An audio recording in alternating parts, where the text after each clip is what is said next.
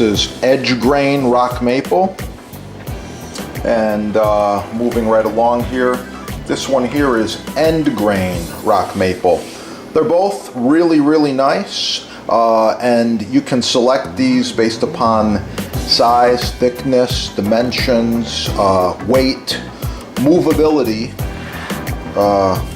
finger handles, big heavy block, not going anywhere.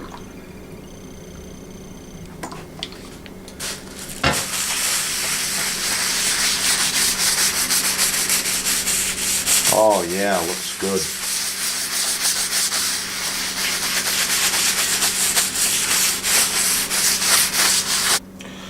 Okay, when I oil a cutting board, I like to shake up the oil. It has some beeswax in there.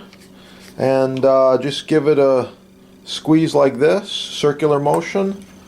And I use a plastic bag squished up. This is the best way that I've found to oil the cutting board. I do the top primarily because that's where the scratch marks are from cutting, chopping, cooking. And then I do the sides and repeat with the bottom, usually within a day. I let this absorb overnight normally. Okay? You can actually see it right before your eyes here, the wood sucking up the oil anywhere. So